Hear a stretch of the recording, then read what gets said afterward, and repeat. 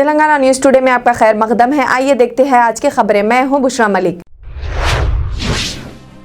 Telangana EAMCET के agriculture के मुलतवी इम्तिहानात की नई तारीख का ऐलान कर दिया गया है। ये इम्तिहान 14 और 15 जुलाई को मुनक़िद होने वाले थे, लेकिन शदीद बारिश के सबब मुलतवी कर दिए गए थे। अब ये इम्तिहान 30 और 31 जुलाई को मुनक़िद किए जाएंगे।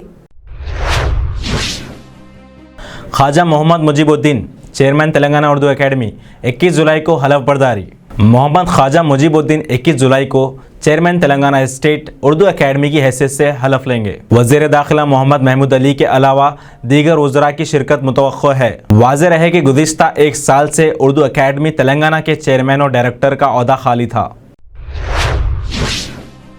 गुस्ताख रसूल सल्लल्लाहु अलैहि वसल्लम को नुपुर शर्मा को सुप्रीम कोर्ट से आर्जी राहत। गुस्ताख रसूल सल्लल्लाहु अलैहि वसल्लम की दरख्वास्त पर आज समाअत करते हुए सुप्रीम कोर्ट ने अर्जी तौर पर राहत दी है। अगली समाअत की तारीख 10 अगस्त मुकर्रर की है। नुपुर शर्मा के खिलाफ हिंदुस्तान भर में तौहीन रिसालत के मुख्तलिफ मुकदमे दर्ज किए गए थे। नुपुर शर्मा ने गिरफ्तारियों पर रोक लगाने के लिए सुप्रीम कोर्ट से दरख्वास्त की थी।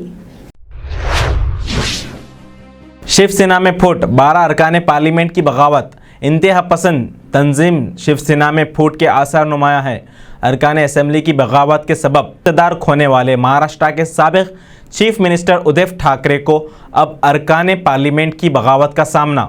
लोकसभा में शिवसेना के 12 अरकान पार्लियामेंट ने बगावत करते हुए अपना एक अलग ग्रुप बना लिया है। मरकज़ी हुकूमत ने उन बागी अरकान को वाइस सिक्योरिटी फराहम करने का फैसला किया है।